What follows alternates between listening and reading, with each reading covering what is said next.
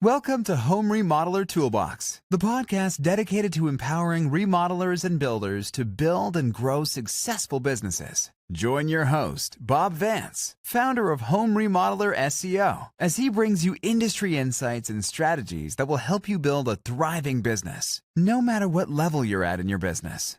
Whether you're a thriving multi-million-dollar business or you're working on building your business from the foundation up, this podcast is your go-to source for industry secrets and actionable strategies that you can implement in your business to get to that next level. So, turn on, tune in, and let's help you build your business foundation one building block at a time. Today on the Home Remodeler Toolbox podcast, let's welcome Jody Underhill, the founder of Talent on Tap, a trailblazer in modern recruiting for the remodeling and home service industry. With a background in marketing, Jody has built a company that goes beyond traditional hiring methods, helping over 5,000 businesses across the U.S. and Canada find skilled, motivated employees. He approaches recruitment not just as filling positions, but as a way to build revenue-generating, culture-aligned teams that truly elevate a business. His innovative approach combines employer branding, social media outreach, and creative hiring strategies to attract the right talent, even in hard-to-fill or rural markets. In this episode, Jody shares his heartfelt insights on what it takes to hire the right people in today's competitive employee market. He emphasizes hiring for attitude, aptitude, and cultural fit over rigid experience requirements, and explores practical tools like video self-interviews, personality assessments, and social media campaigns. Listeners will gain actionable strategies for positioning pay, creating compelling job ads, and retaining top talent long-term. Jody's passion for helping companies grow through the right hires shines through. Jody brings both inspiration and practical wisdom to any business owner looking to strengthen their team. Well, hello, everyone, and welcome back to the Home Remodeler Toolbox podcast. I've got Jody Underhill with Talent on Tap today with us. Jody, thanks for being on the show today. Hey, Bob. Thanks for having me on here. I look forward to kind of go through here and see what we can do, how we can help people. Awesome. Really glad and really excited to be able to jump into some insights from you and recruiting and hiring. It's really one of the biggest obstacles, one of the biggest challenges that most remodelers and builders are having in our industry, just finding good talent and then retaining good talent. So I'm hoping you've got some great stuff to share with us today. Oh, yeah. We've only helped hire about 5,000 people in the last 4 years, so we've learned a thing or two. Maybe I can dig something out of the memory banks to share. There we go. Yeah, I'm looking forward to you dropping some nuggets. 5,000 people. That's great. Well, let's just go back and I guess back up a little bit. Tell me about how you got started in the recruiting industry, how you built Talent on Tap from the ground up. Sure. The thing saying that we do recruiting is kind of a misnomer, because as you know me from a marketing background, is really what our business has been marketing. So I worked for the power company in Florida for almost 30 years, left there, started a marketing agency, did that very well, and worked with several of the big names in the industry. And then about 5 years ago, I had somebody come to me who had helped with some other projects and said, "Hey, I'm doing recruiting in the trucking industry, but I've got like 10 clients, but things aren't working well, and I'm facing some refunds. So is there any way you could like maybe take a look at it and help me develop something?" So I was like, "Yeah, sure." So we stepped in, put some automations in place and kind of put some things in place. And I looked at it, and I was like, "Wow, this looks easier than doing marketing," right? Nothing against doing marketing, but it was like, so I went out and in the next 2 months actually got 12 trucking companies that we started doing recruiting for, and ranging from like 10 trucks to 500 trucks. Some of the big names in the trucking industry. And after about a year, my wife reached out to somebody in the home service industry and said, "Hey, if you need people, you should check out what we're doing in trucking." Not to sell them anything, to just say, "Hey, kind of like we're doing here. Let me share with you what we're doing." He goes, "You may be able to utilize them." Yeah, fly out here, come out here and let's take a look at it. So we went out just to help. And at the end of it, he stroked us a check for $5,000. He goes, here, I want to pay for the first month and I want you to get started right now. So I was like, well, that's not why we came out here, but okay. I said, we'll see what if we can make it work. Well, that company in the last year and a half, we've helped hire over 500 people in that company. And so now it's over almost close to 1,000 overall, Wow. 4 years time. And so, but from that, we got really successful with that. He started telling his friends about us, other people in the home service industry. It's like, you know what? You should check this out. We had a different name then. So we used to be Rapid Hire Pro. The issue with that is everybody wanted to know how fast they could hire people, but that's not the rapid part. The rapid part is the communication once the person gets into your funnel. But anyway, so since then we've worked with about 400 companies across the U.S. and Canada. Like I said, that number we're well north of 5,000. I don't know the exact number now. I mean, we have weeks where we hire over 150 people in one week sometimes for companies across the U.S. and Canada. So that's kind of where we kind of got started. And we've just kind of grown from there. And we changed our name to Talent on Tap because everybody thinks about recruiting. And if I'm talking too much, you can shut me up. Whenever I get on a roll, I just keep going. No, this is great. It's good stuff. So the reason we changed the name is because everybody thinks of recruiting as a cost center. And actually, it's a revenue generator. You have to look at it that way because the reason we focus in home services is that everybody that you hire in a home service business is a revenue generator. Doesn't matter if it's a salesperson, a service tech, an installer, a CSR, dispatcher, they are all touching the customer and moving that customer into a revenue situation. And so that's why instead of being an applicant tracking system, which is boring, we don't want to track applicants, we want to help generate revenue. So we created our own category of revenue workforce platform because everybody that you hire should be generating revenue for you. And so that's sort of the story. And then we have a few little things that differentiate us from those applicant tracking systems that I was talking about because of what we do and how you get your information in front of those people who you might want to have come work for you. Yeah. I like one thing that you said that really stood out to me is that you're not really recruiting for employees, but you're marketing for employees. You're really marketing your brand to them to entice them to want to work for you. Yeah. And that's sort of what differentiates us is because most of the time, if you think about a job description, most people write their job descriptions and they are just, well, you need to have this requirement and that requirement and all these different things in order to be able to continue to have this experience and meet all these minimal things and minimum requirements to even talk to us.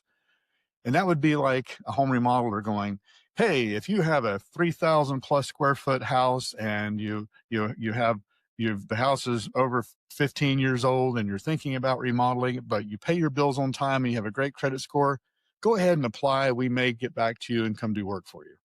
Nobody runs an ad like that, right? You're positioning your company, telling them all the great things about your company so that they pick you to come look at the remodeling project they're going to have. And like I said, there's two ways. One is whenever people are searching, that's your search engine optimization. And then there's awareness. Because sometimes it's like right now, we just bought it. We just sold a house in Florida. We bought a new house up in northern South Carolina, and we're going to remodel the kitchen.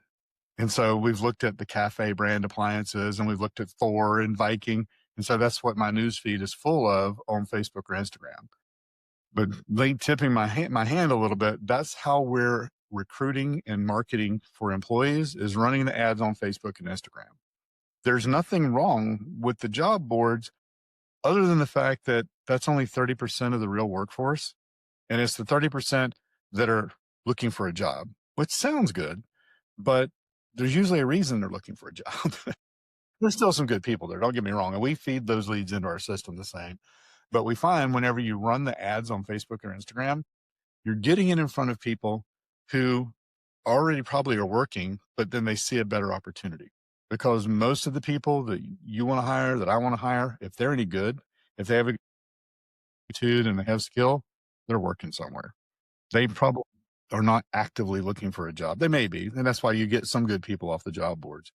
But putting that opportunity in front of them when they're just scrolling through, looking at the latest brisket knife, or in our case, the latest high-end appliance or that kind of thing, and then boom, here's an ad. to come work for ABC remodelers and all of the reasons and how much money they can make. And I'll go into some tips on exactly how to position those ads and what to say to get the attention, because we're marketers, right? They're scrolling. We got to get them to stop scrolling, look at the ad, like it, click it, put their information in to enter into the qualification funnel, so to speak. So that's why we run those ads on Facebook and Instagram. But then you have to run them through a qualifying process. But there are some key elements, and I'll go through it. There's only 4 that you have to have in place in order for those things to be successful, running the ads, no matter where you run them. So you're essentially running a marketing campaign, just like our digital marketing firm would be running a marketing campaign to bring in new clients from Facebook or Instagram. You're kind of running that same funnel, right?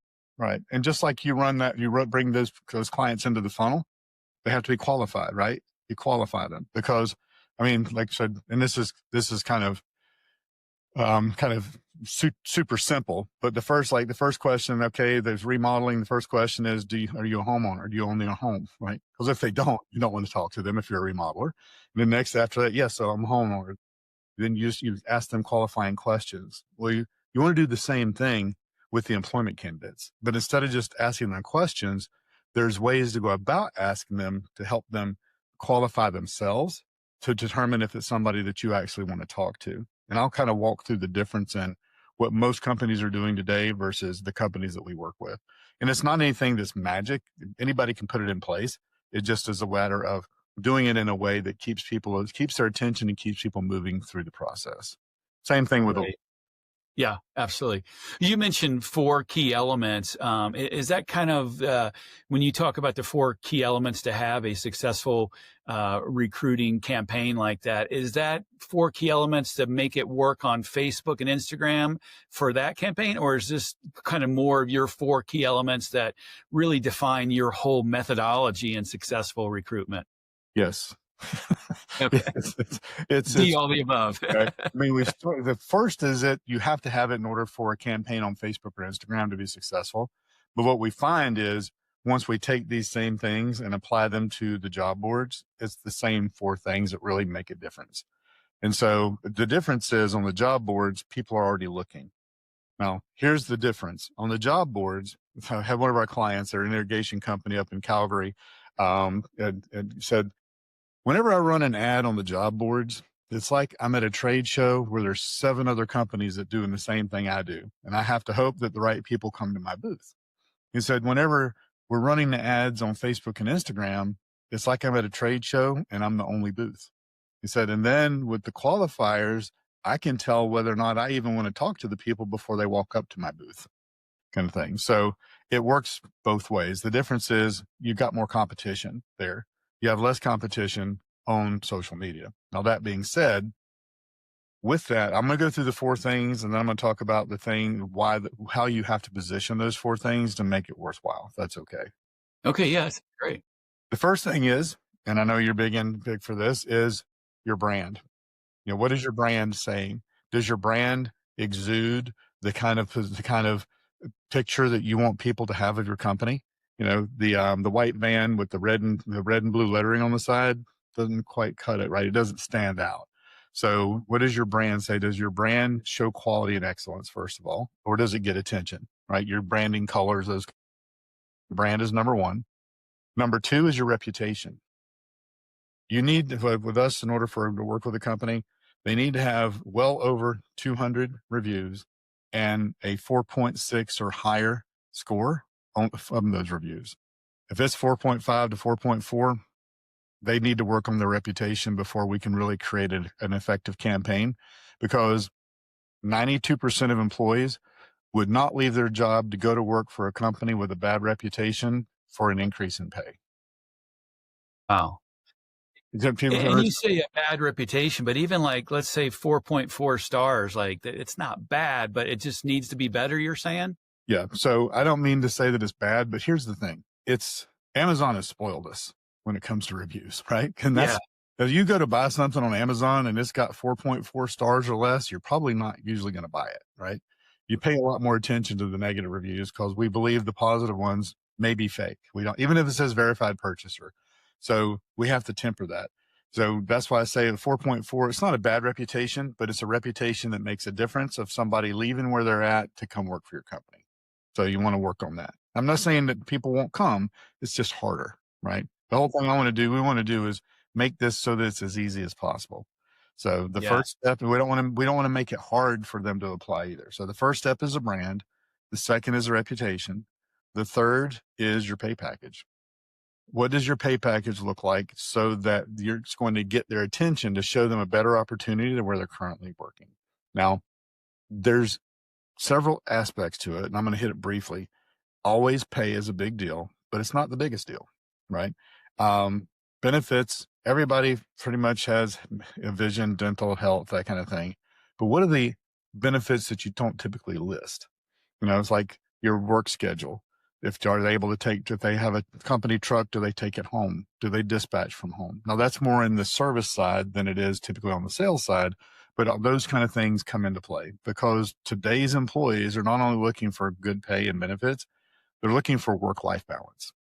They don't want to feel like I've got to work, 60, 70 hours a week in order to make this money. And I want to be able to go to my kids' games and that kind of thing. So some of those come into play, and your culture goes a long way with that. And then the fourth element, because I want to get through these things, the fourth element is your audience size, especially running ads on Facebook or Instagram, because your audience is how many people are going to see that ad, how many people are available. And then from that audience, how many of those people in that audience have the qualifications that you're looking for? So the audience size, we typically go by a 30-mile radius from the shop or from the center of the city or whatever, because that's the only way you can target on social media anyway, is by geography. You can't do it by age or gender or interest because it's a special ad category of employment. But you want to have at least 500,000 plus in that 30-mile circle. 750 up is really a better thing to have. If you have 1 million, you're good. You're golden. Less than 500,000 you're going to struggle with ads on Facebook and Instagram, even if you have the other three things perfect. Now, along with that is how much experience you're looking for them. If you're hiring apprentices or salespeople with a little bit of experience, you can find them. If you're looking for people with 5, 6, 10 years experience, that's going to be a slow go, because it's going to be a little bit different. Not impossible. It's just slower. How do remodelers, builders that are maybe more out in rural areas outside of the big city, where your population is probably going to be less than 100K. What would you suggest for them in terms of hiring and trying to find really good talent? You have to look at why would somebody want to move there? Why would somebody want to live in that area? There's usually always a redeeming quality just about anywhere. Like there's a reason people live there. Now, there's a small population, and and I get it. I mean, I live on an island with only 400 people. I mean, I like being where it's not populated, right? And the new house that we're going to in northern South Carolina, right in the mountains, there's only 12 houses in the entire neighborhood that we're moving into. And there's a population of that community is probably less than 1,000. So I get wanting to be in a small place. It's just what you have to do is look at why would somebody want to come live there? And then you would run relocation ads. And I'll give you a quick example. It's probably in too much. I'll give you an easy one and then one that was more difficult, if that's okay. Okay, yeah, sure. So we work with a client that's in Vail, Colorado. The population of Vail is 58,000. Okay. Not too many journeyman plumbers live in that population of 58,000 people. They certainly can't afford to live there. I can tell you that. So what we did was we had to do relocation ads. And so we didn't even run ads showing the company truck. And we had the logo on the ad, but the ad showed somebody fly fishing with the Rocky Mountains in the background. Then we showed one with just a road going to the Rocky Mountains. Then we had another one with a young lady with holding a snowboard next to the Vail, Colorado sign. And the ad said, come live, work, and play in Vail, at Vail. Right? Come work, live, and play in paradise in the mountains, blah, blah, blah. Yeah, so different ways, because you're getting their attention by that. And then what is this? They stop and look at it. So that one wasn't easy. Now, that's funny. Been working with them for 6 months, and they had hired 3 plumbers. And I saw this person at a trade show, and I was like, oh man, he's not going to be happy. we've done this. He's only got 3 people in 6 months. Well, we're used to 2 or 3 a month being hired. Right? And so we go up and say, hey, Jim, how's it going? He's like, man, it's so good. I'm sure this has been the most amazing thing ever. And I was like, really? Cool.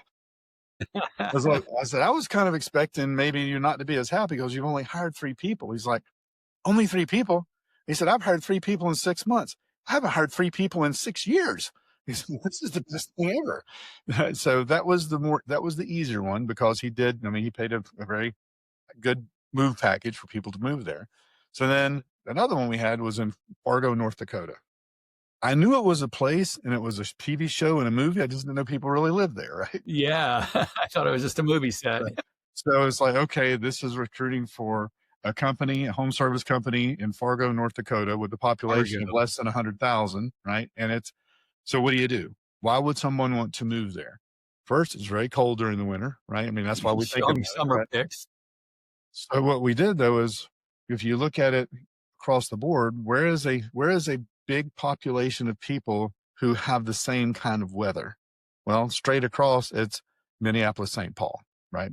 And it's a big city. Got well over 2 or 3 million people there in about a 40-mile radius. So there is come live, work, and play in the country. Get out of the rat race. Move out to God's country. Ice fishing, all the different things. So there's lakes and everything around there. So that one's a little tougher to do, but it still was effective. So that's, like I said, there's always got to be somewhere, and then you have to look at where do people move to your area from. So it's like, it's not easy, but it's one thing to do. Now, conversely, there's probably nobody else in that little area running an ad. So if you do it yourself, you would probably do it yourself and get some traction in that, but it's better than not doing it. I'll put it that way. Right. It sounds like a real key is creativity and just really kind of thinking outside the box, and you're just not throwing out an ad and thinking you wrote a good description using ChatGPT, but really thinking creatively. Why would people want to come work for your company? Why would they want to come move to your city, your area of the country? No cookie cutter kind of templates you're using here, just really thinking outside the box. And one of the things that you want to do is help them understand what it's going to be like when they work there. What is your corporate culture? What are your core values? And do you have the thing is, my pet peeve with core values, because we had them ourselves. We had one word core values. It's hard to measure one word core values. Granted, everybody's like integrity. Okay. But what does that really mean? How do you exemplify integrity? So you want to have core values that you can measure, right? So like our core value, and I can always tell when I tell somebody our number one core value, if they wince, they're probably not going to fit into our team. So our number one core value is gives a shit. And if they go, then it's like, yeah, it's probably not going to be a fit. And we have lead without title. We have kindness first always. We always assume positive intent, even if the customer's upset. And then because you never know what's going on in their day. And then number 4 is shows up. You can tell if somebody's doing those things pretty easily. But also you can tell if somebody knows when coming in the door that those are the things that we measure, right? So one of the exercises that we put people through, we put our clients through when they come in, it kind of catches them off guard. So I'm giving everybody a little tip off here, is we ask them, if your company was a TV show, what would it be? Right.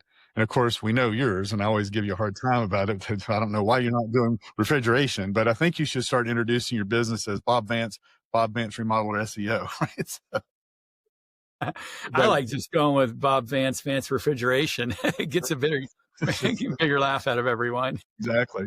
So that's obviously the TV show The Office. Well, then I compare it to like a well-oiled machine like SEAL Team 6 or Army Rangers. You take Dwight Schrute and put him on that team, he's going to be happy and excited, but they're going to kill him. Same thing, if you take one of those team members and put them in the office, they're not going to be happy. And that same dynamic, it may not be as extreme, but that same dynamic happens whenever you bring someone in that's not a culture fit. So you want to understand the culture fit is just as important as that they have the experience and the requirements that you're looking for. Sometimes more. So if you bring the wrong person in, so I was on a call earlier this week, the person like, no, it's going to sound negative. I look at it like they're a cancer. I was like, well, that goes hand in hand because we call that a staff. It doesn't get better on its own. It only spreads if you don't get rid of it. So, Yeah.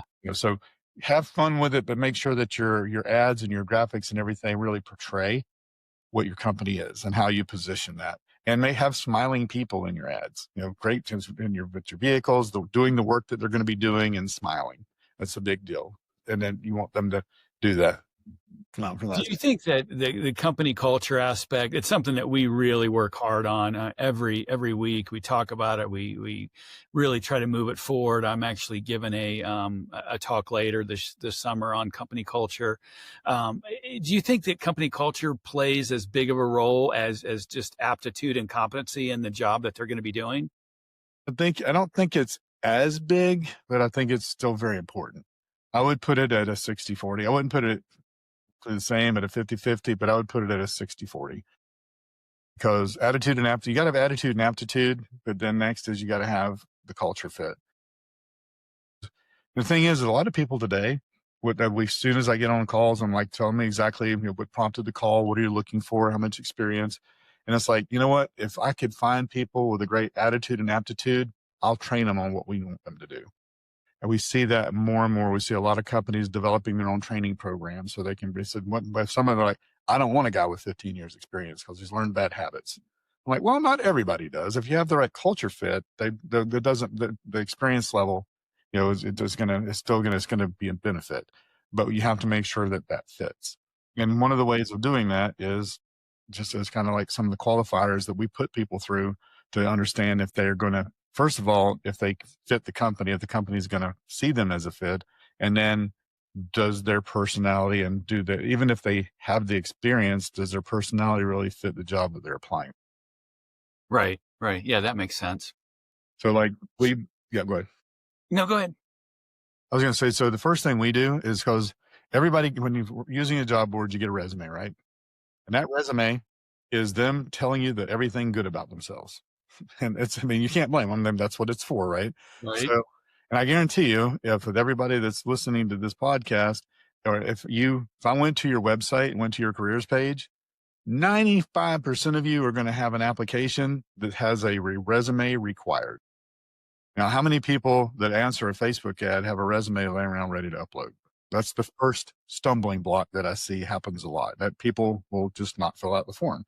But once you have them fill out an application, the first thing we do is, it doesn't matter if it fits what you're looking for on application wise. The next step is we have them do a one-way automated video interview, because now it doesn't take any of your time. It only takes their time to record their answers to 4 or 5 questions that you'd like to see them answer. Now, especially with remodeling, a lot of the positions we hire for with remodeling, siding, roofing are salespeople, right? The salespeople, it doesn't matter how good the resume looks.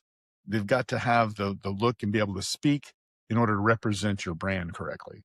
So I always tell people, like, if you have anybody pull into the parking lot and get out of their vehicle, and you can tell when they're walking across the parking lot, you wish you didn't have to talk to them. I was like, this kind of takes care of that. I tell them you shouldn't judge a book by its cover, but you kind of can. If I'm applying to be like an apprentice service tech, you don't even watch the video. I like, I'd be better suited to be a shopping mall Santa Claus apprentice rather than learning how to go do roofing, siding, or remodeling. So that's the first step. Then we have them do like a skills test, and it's a soft skills test, and then a DISC personality profile. Now, some people are like, oh, that's kind of an old school. There's culture index and there's predictive index and all these things. And that's true. But those are tests and those are things that take people 20, 30 minutes to go through and do. And somebody that's just looking at a job is typically not going to take their time, that much time to do that, unless they're pretty well assured to have had some contact that they're in the running. So what we've done is we've abbreviated the assessments to where they can be done in about 3 to 5 minutes. Is it perfect? No, but it gives you the leading indicator that because your service techs and your salespeople need to be high on I. Your install techs need to be more. I is influence. For DISC is dominant, influence, steady relator, cautious thinker. Your salespeople and service techs that are selling, you want them to be high I and D. If you have door knockers, you want them to be very high D. Because they get a lot of rejection. Yeah. Then your install technicians or your roofers are going to be more steady relator, cautious thinkers, because they're going to a job that's already been built. They're loading up their material. They're going out there and they're doing the work, right. They may have to interact with the customer, but they're not having to sell the customer anything. They're not having to convince them of anything. So all of those things together start to give you a picture between the application, the video interview, the skills assessment, how they make decisions, and then the disc assessment to know, okay, this person looks like they probably was somebody we should now talk to. And that's so, and then granted, there's a lot of different ways you can go about doing those. You don't have to work with us to have those things in place. You can go find a lot of different tools that'll allow you to do that. But probably 85+% of the people that we talk to don't do any kind of assessment. They get a resume, they look at it, they call the person, they do knockout questions on the phone. If that sounds good, then they have them come in for an interview. And Yeah. the other thing is they wonder why half of them never show up. Ghosting is a real thing whenever it comes to recruiting. Just like your clients, just like your customers, where you have to send them a text message or remind them of the appointment. We're going to be coming out Monday at 9 a.m. You got to do the same thing with your employment candidates. You got to remind them, hey, looking forward to your interview here at this address. Send them a picture of the building so they know what it looks like. Got to do, because it's kind of like dating now. You got to sort of court them, right? And and there's ghosting in dating. You don't want to have ghosting in your hiring, so you want to continue to nurture them each step of the way. I know Yeah. I talk a lot, but No, those are some great epiphanies, because well, like you said, I think most people, send me the resume, let's talk on the phone. Yep, that sounds good. Come in for an interview. And I would venture to say probably 95% or more of remodelers, builders, home improvement contractors out there are doing it that way. I've never talked to a single client or anyone in my network that uses personality profile, DISC profile testing, or we use Colby's in our company. You just you don't hear that in the trades in home improvement. And I think that's a big epiphany for people to really realize, that for folks listening in here today, to think, you know what, we need to be doing that. We need to figure out, is this person really a fit, or what is their personality like, and how can we better work with them based on knowing what their personality is? How can we mesh better? How can we set expectations better? And I think that's a really big takeaway is for companies to be thinking about those personality profile tests. yeah. And the thing is that you mentioned retention earlier when we first started the podcast. And one of the things that we firmly believe is retention starts during recruiting. If they come in and they have all those pieces and they fit the culture, they tend to stick around. And we have companies that have hired 15, 16 people in the last year, and they're all still there. Now, that doesn't mean everybody sticks. It doesn't mean everybody should. It doesn't mean it's going to be 100% perfect. That's, that's sort of one of the obviously success stories, but it's in how you're positioning it. And the reason people usually leave is a conflict, or what they thought it was going to be doesn't pan out. So one of the things that we tell everybody is, whenever people are showing an ad, whether you're doing it on your job description on Indeed, or if you're doing it in a Facebook ad, or wherever you're putting it, you want to write it like it's a sales letter. Talk about your company, all the reasons that people work for your company, the reason they like it. But the main thing they're looking at, other than work-life balance, is, what does the future look like if I come work for you? What can I make? What can I get to? And so, like with salespeople, most of the salespeople, as I said, remodelers, roofers, siding, most of the we're running for them are salespeople positions. And with that, we say, like they start telling, well, it's 8% of a job if we give them the lead. If they bring the lead in, it's 9%. And they start going into the details. I'm like, okay, well, first of all, I have about 200 characters on the Facebook ad to be able to explain the job. So we don't need to worry about the nitty gritty of the details of how they make the money. What we have to do is share with them what's available. If it's going to be if the starting pay, and if it's commission only, first of all, please, people, do not go on Facebook and try to run an ad that says commission only, because it'll get you shut down. Because for some reason, Meta/Facebook looks at commission only as unrealistic expectations. We They know think it's it's some not, kind of a scam or something. right? Because there's so many people trying to do like work from home, network marketing kind of things that they Make kind of, 10K a month working from right, home. exactly. They look at it as, unrealistic expectations, or, circumventing practices, that kind of thing. So what you can do though is just like clear path to whatever that upper end is. Like, so most of our companies are clear path to 100K plus, just about with every position. under the sun, other than sometimes like with spray technicians or handymen, it's a little bit lower. But for the most part, for an experienced, skilled person, it's usually 100K plus. There's a clear path to get there. Now, that doesn't mean they're going to make it immediately, but you're going to show them a path of how they can. Now they want to stick around to see, all right, what do I got to do to get there? And thing is, if somebody else in your company is already making that money, then there's a clear path. So that's all it takes. Right, right. One of the companies we work with start their apprentices at $18 an hour. You can run an ad on Facebook at $18 an hour, but you got to have very thick skin because you are going to get hammered with negative comments. It's like, that's starvation pay. I can make that flipping burgers. That's a joke. Nobody works for that money anymore. So what we did is, now this company, once they went through their training, within the first couple of years, they could easily make 100K plus. But they weren't saying that. They were just saying starting at $18 an hour, and they were getting hammered both on Indeed and you can't really leave comments on Indeed, but then whenever people would apply, they'd put that in there. So we made one little tweak. Instead of saying $18 an hour, we said, no experience necessary. It's an apprentice position. No experience necessary. Get paid to learn $720 a week during training with a clear path to 100K plus. $120 a week is exactly $18 an hour. It just sounds like more. And so we started running at $720 a week. The negative comments went away. So think about how you're positioning the pay. And you got to test it to see what converts better. Right. So anytime that we're working with somebody, we're running 3 or 4 different ads, 3 or 4 graphics, 3 or 4 different headlines, and then mixing and matching to see which ones get the higher conversions, because it's all about testing. And there's nothing. Yeah. Same thing you do with with marketing. Yeah, I've heard about it. Static. An ad works great this week, and all of a sudden it drops off. You got to be working on that. You need to be able to make sure that it's staying where it needs to be. Yeah. One of the things that you mentioned was the video, the self-interview that you have candidates do for the companies that you're working for.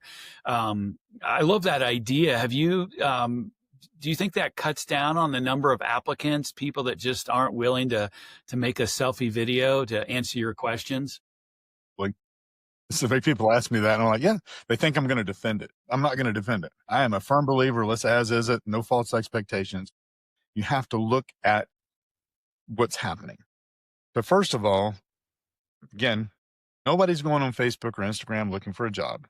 Let's just think about that for a minute. They see your ad, really read a lot about it, because you only got about 200 characters in your ad.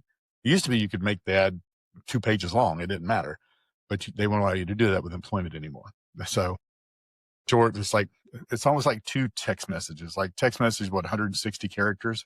So make 320, that's about what you have. Don't put emojis in it anymore. We used to fill it with emojis. Now I guess rejected. It's just crazy. I mean, you never know what is rejected, and all of a sudden you come in, you'll have 100 ads rejected. You got to go figure it out. But so these are hard learned lessons. Don't put a lot of emojis in there, because they look at that as being deceitful for some reason. I don't know how, but that's what we get back. Yeah. So they're already a lower intent lead. They're interested, but they want to see about it. So about half of them are never going to take the next step. We know that. Probably not quite half, probably a little less than half, but still. But the ones that do, whenever they fill out the application and they go to that next step, when they do that video interview, increase their commitment. They are being indoctrinated, funnel into your company, into how you operate. And so by the time they get to do they drop off? Absolutely. But by the time you get to the end of it, you've got people that have gone through those steps and are excited and anxious about having a job with you. So absolutely, but you want it to drop off. That's the whole thing. Yeah, those are the folks you want out anyways. They're probably not really that committed. They're the folks that they haven't even looked at your company. They just saw a job and post and just apply and don't even know what they're applying for. Now, one of the things that we see is older generation doesn't feel as comfortable doing it as the younger generation does, right? Yeah. So, yeah. But a lot of times they'll text in and they'll say, hey, I don't feel comfortable. Is there anybody I can talk to? So at least they're reaching out, right? They're not just saying, I'm not going to do it. They're just saying, I don't really feel comfortable with this. Can I talk with somebody? And it may be that it's just a technology thing. You never know. So we do like talk to them and talk them through it and kind of say, oh, it's real simple. You just do your phone on your phone, you click the button and just record your answer. And like I said, it's usually the less customer facing jobs that get a lower conversion on the video interview. And so there's some companies that have said, you know what, for the installer, it's just, or the laborer, or, you know, like especially in plumbing, whenever they do pipe repipes. So it's like digging trenches and everything, very manual. They might bypass that, but you Okay. would never want to bypass it on anyone that's customer facing, really, because I mean, your salespeople, the people that are showing up that the customers are talking to, you want to always know what they look like and how they communicate. Yeah, that makes sense. That makes sense. Um, can you give me an example of maybe a challenging company that you worked with that really was really hard to get someone hired? Because I talk to so many remodelers and they just they I don't know if they're trying hard enough or what tactics they're using, but I just hear so often, oh man, I if only I could, hire some good people, or God, I wish I could use your marketing, Bob, but I can't even, find people to keep up with my small workload as it is now. So it just seems like so many remodelers have challenges when it comes to hiring. What are some of the challenges that you've seen and that you guys have been able to overcome those challenges and get some really quality people hired for the clients you work with? Right. The first part of it is, like I said, I don't want to sound too negative here, but if you have, if you've been in business for 4 or 5 years and you have not very many reviews, and the ones you have, there's some negative ones in there, and your branding's not the best in the world, how do you overcome that? Well, you have to overcome it with how do you position that? That's the biggest struggle. That's why some of the companies, we just let them know it's really not going to be a fit for us, because you have other issues than recruiting, right? But you need to fix those first. It's just like if somebody comes to you and says, hey, I've got 3.6 stars, but I want you to spend $5,000 a month on PPC. It's irresponsible, because if they're gonna see the other companies with higher reviews, you're basically, Yeah. their ad budget is getting leads for their competition. The biggest challenges we see, believe it or not, is with people, not our clients, some of our clients not communicating with us once we put a qualified applicant in front of them, or they get way, way, way too picky, because it's like especially when you have a limited audience. So we've had people that, like, I don't want anybody with any facial hair. It's like, okay, it's like, that's what are you, the New York Yankees? I mean, it's like, then this day and age, it's about a 50-50 if people do or don't have facial hair. Or, I mean, or if they don't have 10 years experience, I don't want to talk to them. And we pretty much let them know, if an audience of 1 million people, how many people have 10 years experience in your industry that would see the ad on Facebook, that would respond to it? So that's the first. So those are the challenges. And Yeah. I'm not saying that you should hire unqualified people, but I'm saying you should do it more on their personality and their attitude and aptitude, and then just a number of years of experience. Because here's the thing, and I've had to tell several of my clients this is the biggest thing. I want 10 years experience. I'm like, great. Do you think what if you have a person that has 3 years experience, that's great attitude and aptitude, and they're always learning and they're excited about the next challenge? And then you have a person that you're looking for, the 10 years experience person, but that 10 years experience has been 1 year experience 10 times over, because they've done exactly the same job 10 years in a row and they haven't tried to grow or learn. That's not going to Right. be the fit. So Yeah. getting realistic on what really will fit to make it. Because I always tell them all the time, like, 5 years experience. I'm like, okay, so I bring you somebody with 3 years experience with a great attitude and aptitude that can just go out there, work on their own. That's going to be like just a star. You wouldn't hire them? Well, no, yeah, I would. I'm like, well, that's what we have to look at.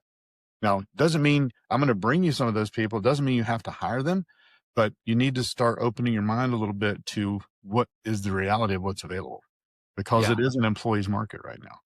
I mean, Yeah. it just is, since COVID, because of all those, it's really become more of an employee's market than an employer's market. And there's people all the time saying, oh, the economy's going to change. There's going to be a plethora of employees. I ain't seen it yet. Still waiting. I mean, we still have hundreds of clients that, that have Yeah. us hiring for them every month. And so it hasn't really turned into the plethora of all these people, all these high quality employees that you can just get at a drop of a hat. Uh, it's not, they're not standing in line. Uh, Yeah. they're not standing in line looking for a job. You got to pretty much show them a good opportunity. Like you said, most people that are really good at what they do, they probably already got a job. Are they open to switching jobs for the right company, the right price, the right benefits package, all that? Yeah, but they're not just out, like you said, standing in work lines, like back in the Depression, just Right. open for anything. And the other thing is the unemployment line is not really a great place to find people. Right. Whenever I Right. do a presentation, I have a slide of people lined up at the unemployment office. It's and the biggest challenge is it's the audience size is really comes down to being a challenge, and just being open to some new avenues, some new ideas on how to start attracting them different than the same old method. I talked to somebody today, as a matter of fact, it was a follow-up call, and he's stepped into the family business. He's been an executive at a big Fortune 100 company, and he's stepping into the family business. And he's like, well, I know we need to do something different. I'm like, okay, well, what makes you say that? Why do you need to do something different? I mean, you've got 80 employees. I mean, obviously something's working. Why do you feel like you need to do something different? He's like, well, because using the strategies we've been using, two. I'm like, okay, I give two. He's like, two resumes is what we've gotten from our current provider in the last 45 days. Oh, Two wow. resumes of qualified people that could come in and go to work for us. Okay, well, then, but why would you want to change that now, though? Like, well, because we're just with a busier season right now, and we're looking at acquiring another company. And I'm like, well, they probably got some good people. He's like, I already know that we're going to have to do some changing there. I was like, so, they say the best time to plant a tree was 20 years ago. The second best time is today. So when do you want to get started? It's because this is about your watch and your time, not mine. This is Yeah. about what needs to happen for it to work for you. Yeah. But that's not a straight answer, because we don't have as many challenges because we know what not qualified means for us. And it doesn't Right. mean you're a bad company. It just means what we do isn't going to be a fit, because if you only need to hire one person, we're not a good we're not the financially responsible thing to do to hire one person, right? Unless that person is generating $100,000 a month. Yeah. Most of the companies we work with, that empty truck sitting out there. Now, this is really probably more applicable to HVAC, plumbing, and electrical, but it works for salespeople as well. It's what does that empty truck cost you? They're like, well, it doesn't cost me anything but the payment of the insurance. I'm like, no, no, no. What is the UMR? And they're like, what? It's a term I created because our industry didn't have one, so I created UMR. I'm like, what is the unrealized monthly revenue from that truck sitting there empty? I said, for most companies like yours, it's between 30 to 50,000 a month. But I mean, that's really not that bad, right? They're like, well, no, that's a lot. I'm like, okay. And so, but I mean, that's really that unrealized monthly revenue is compared to what our fees are is negligible, right? Because I don't want to scare people off. Say, oh, we're really expensive. We're not the cheapest solution, but we are the most effective when it comes to that. And that's why we rebranded to being a revenue workforce platform, because it's about the revenue that employee is going to generate, not about what it costs you to hire them. Today, Right. in the United States and Canada, the average cost per hire is around $4,500 on average. That's the Department of Labor statistics is it's $4,500 to hire. The bigger impact is what it costs to replace a bad employee. That's upwards of $27,000 by the time it's all said and done. Yep. It's like, where does that come in at?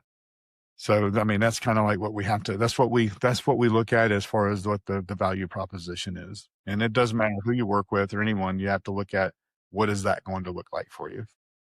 And you guys are different in your industry in that you don't charge like a percentage of that new employee's annual salary, right? You guys work on retainer. Yeah. That's why we're not a quote unquote recruiter. Because I talk to people, I'm like, yeah, well, they charge it. They want to know if we have any guarantee that they're going to stay. And that's like people wanting you to guarantee that the lead's going to close, right? You can't. That's you have to do your job. Once I bring the person to you, you have to do your job and close them. Same Yeah. thing with you, right? Yeah. You got to close them. You got to keep them. You as a client. So with that, it's the same thing. So we don't charge 25% of their salary for the year because most of them they'll guarantee that they'll be there for at least 90 days. And so we don't do that. What we do is we're a flat fee per month per position. And a position is a job description, not a body. So whether you hire one salesperson or technician or 10, our fee is a flat fee. I like that model a lot better. It's, like you said, it's not the most efficient for if you're just hiring one person, but for companies that are going to repeatedly be hiring or hiring multiple people, certainly is a much better model, it seems. And the thing is, it's about growth. Are you positioning are you happy with the size you are? If you so, then you can use the standard methods, probably do okay. Are you positioning for growth? And I've got to imagine a lot of the companies that we work with, they're listening to the podcasts. They're listening to the people that have done private equity deals for, hundreds of millions of dollars. And so their goal is growth. And for them, that's why we fit. And then private equity is looking at everything. They're not just looking at HVAC and electrical. I mean, one of the bigger deals was a garage door company that in the last couple of years. And there are PE companies that are buying roofing companies. I know one specifically that I know the owner that I've worked with before, and they've got like 6 or 7 roofing companies that they've acquired. So, and it's starting to happen with remodeling and with siding and so those things are starting to happen. So those companies are in growth mode, right? They're looking at growing because one of the things that happens with acquisition is employees leave. Yep. Yep. They're worried about the change. And so they'd Yeah. rather New change. management and Right. They'd rather yeah. change to something they know a little bit more about than the unknown that's going to happen with an acquisition. Yeah. We have a client that just acquired their 10th remodeling company. So it's happening quite a bit. And I have another friend that he just went to work for a company, same thing. They've got 10 or 15 different brands. So that's happening. Um, for anyone listening that wants to explore working with you more, Jody, how do they get in touch with you and kind of what's that process look like? Sure. So it's real easy. It's talentontap.com, not talent on top. That's a different website. But it's talent on tap with an A. And so from there, you go there. There's a little button that says, let's get it on because it's on tap. That's why we got the little smiley face, the on button. So you click there. It's to schedule a call. You'll answer a few questions and then you'll schedule a call with me or one of my team that will kind of take a look at what your situation is. I mean, the way I start the calls are the same. It's like, tell me a little bit about what prompted the call. This is really for me to understand your situation, see if there's any gap there that we might be able to help with. And you walk away from the call, even if we're not a fit, with some things that you can do. Like we've talked about generalities. What we do based on what your pay is and all those things is we give recommendations on how to position yourself because we do some research because we have you answer a few questions. We want to know your website, what positions you're looking for, that kind of thing. So when we get on there, we're not starting from scratch. We need you to tell us because most people's careers pages are outdated. So so we need you to tell us what those things are so we can share back with you what it would look like. So that's the process. We don't do sales calls. We do discovery and recommendations all in one call. Right? We kind of need to understand more about your position or situation and then make recommendations on what you should do.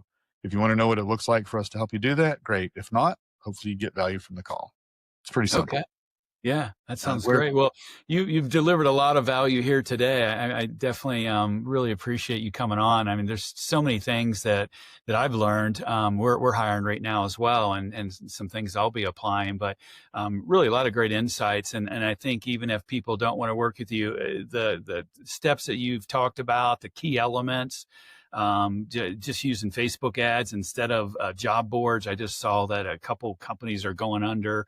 Was it Monster. Monster? Yeah, yeah. Career Builder. Career Bureau, that's it. Yeah, Monster and Career Bureau go bankrupt. So there's not a lot of options out there. So either you're going on one or two of the platforms that are left, or you're trying to run your own ads and figure all this out, or just hire an expert like you that's hired thousands of people already and has the proven model and template on how to do it. Yep. Yeah. Very simple. Yep. Well, Jody, thank you very much for coming on, sharing your insights, sharing your experience. Really appreciate having you on. Always enjoy talking with you. Just a wealth of knowledge. But just want to thank you again for sharing the value that you've shared today with our listeners. Absolutely. Happy to do it. Glad to be here. Wish you and listeners all the success in the world, man. All right. Thank you, Jody. Thank you, everyone, for listening in today. Thanks for tuning in to the Home Remodeler Toolbox podcast. And we'll look forward to bringing some more value to you on the next podcast episode. Take care, everyone. Hey, if you liked our podcast, join the remodeling community and hit subscribe. We would love to hear from you. So be sure to share your thoughts on what you might want to hear about in future episodes. If you're ready to take your business to the next level, visit homeremodelerSEO.com and check out our services that can help build your foundation for success. Thanks for tuning in to the Home Remodeler Toolbox podcast, and we'll see you on the next episode.